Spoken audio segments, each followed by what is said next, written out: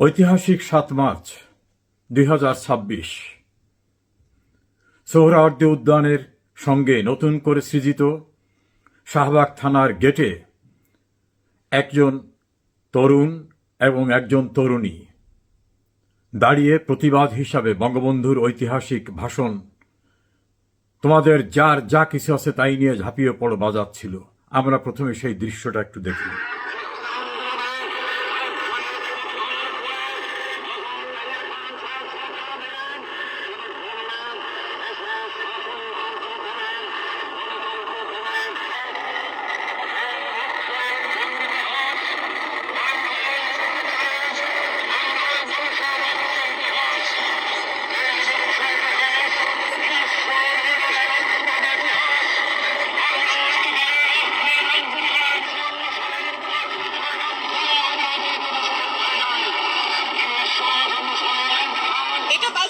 কারণ আমাদের বিশ্ববিদ্যালয়ের একজন শিক্ষার্থীকে পদার্থবিজ্ঞান বিভাগের আসিফ সৈকতকে ধরে নিয়ে আসা হচ্ছে দুপুরে বঙ্গবন্ধুর ভাষণ বাজানোর জন্য।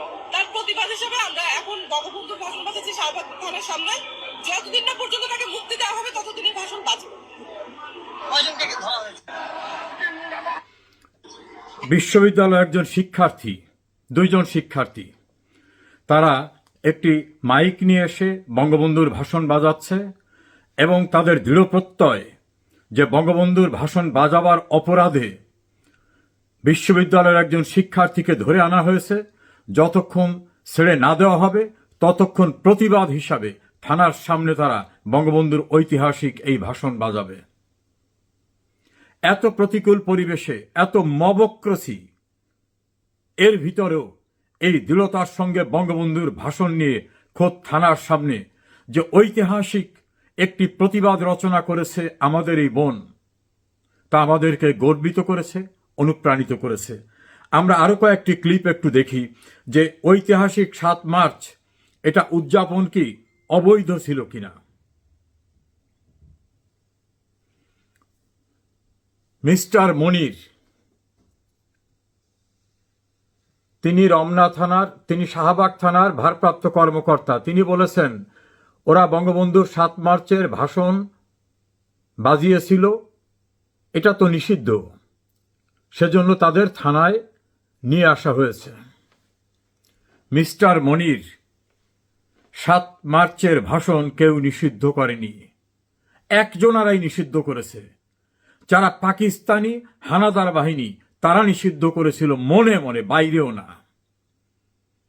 আপনি সরকারি একজন কর্মকর্তা হয়ে আপনি বলছেন ৭ মার্চের ভাষণ নিষিদ্ধ। আপনার জন্ম হয়েছে কিনা ৭১ আমি জানি না। এই ৭ মার্চ হচ্ছে বাঙালি জাতিসত্তার উন্মেষের শ্রেষ্ঠতম দিন, যেদিন আমাদের অবিসংবাদিত নেতা বঙ্গবন্ধু গোটা জাতিকে যার যা কিছু আছে তাই নিয়ে ঝাঁপিয়ে পড়ো, এদেশের মানুষকে মুক্ত করে ছাড়ব ইনশাআল্লাহ।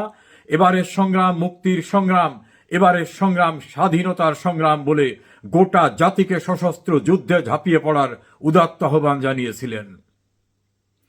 পাকিস্তানিদের বিরুদ্ধে দেশ শাসন করার জন্য, দেশ স্বাধীন করার জন্য ঝাঁপিয়ে পড়তে বলা সেই ঐতিহাসিক ভাষণ, যেটা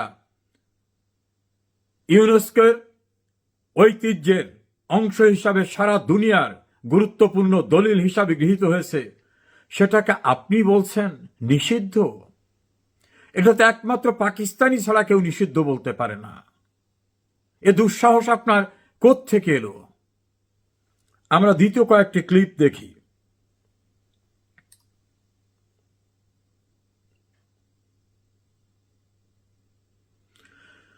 বিএনপির স্ট্যান্ডিং কমিটির মেম্বার মুক্তিযোদ্ধা মেজর হাফিজ কি বলছেন? রহমান অত্যন্ত বড় মাপের একজন নেতা ছিলেন, ইতিহাসে তাকে যথার্থ মূল্যায়ন করবেন। স্বাধীনতা আন্দোলন তার নামেই শুরু হয়েছিল, যদিও তিনি মুখে স্বাধীনতার ঘোষণা দেননি, কিন্তু তিনি বলছেন যে বঙ্গবন্ধুই স্বাধীনতার সমস্ত কিছু। আমরা তার কয়েকটি ক্লিপ আরো একটু আমরা দেখি।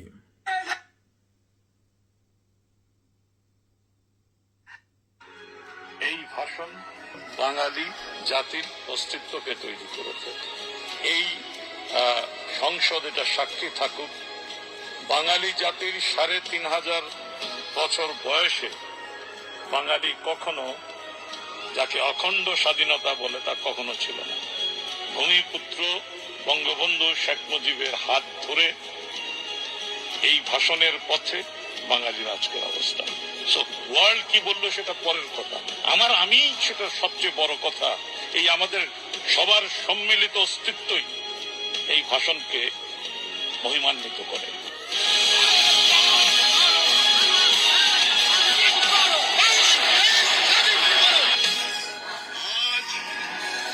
বীর মুক্তিযোদ্ধা মঈনুদ্দিন খান বাদলের কথা আমরা শুনলাম।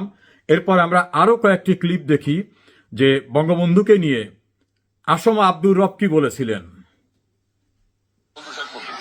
ভৌগোলিক এলাকা ৫৬,০০০ বর্গ মাইল, জয় বাংলা জাতীয় স্লোগান। পাকিস্তানি সৈন্যরা আমাদের শত্রু।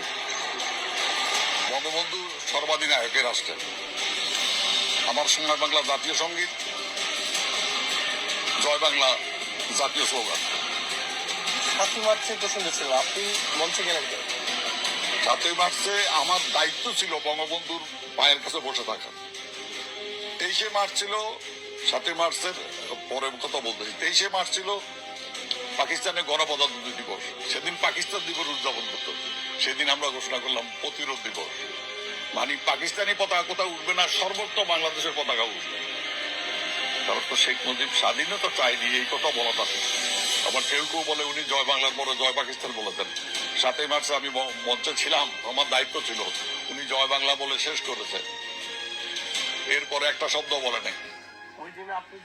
যারা বলেন যে বঙ্গবন্ধু জয় পাকিস্তান বলে শেষ করেছে, তাদের জবাবটা সেদিন প্রত্যক্ষভাবে যিনি উপস্থিত ছিলেন সেখানে আসমা আব্দুর রব, তিনি বলেছেন বঙ্গবন্ধুর ৭ মার্চের ভাষণকে কেন্দ্র করেই মুক্তিযুদ্ধের সূচনা।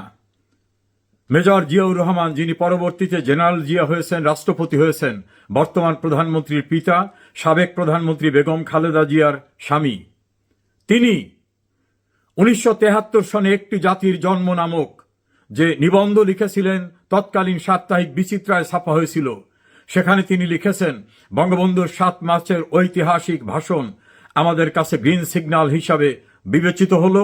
গ্রিন সিগন্যাল পেলাম আমরা, সেভাবে আমার প্রস্তুতি শুরু করলাম। তিনি তার লেখার ভিতর বঙ্গবন্ধুকে জাতির পিতা বলেছেন। বঙ্গবন্ধুর ৭ মার্চের ভাষণের প্রেক্ষিতেই তারা মুক্তিযুদ্ধের জন্য প্রস্তুতি নিয়েছেন, সেটা উল্লেখ করেছেন।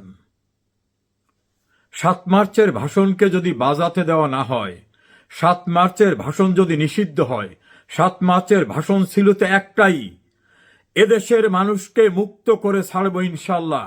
এবারের সংগ্রাম মুক্তির সংগ্রাম, এবারের সংগ্রাম স্বাধীনতার সংগ্রাম।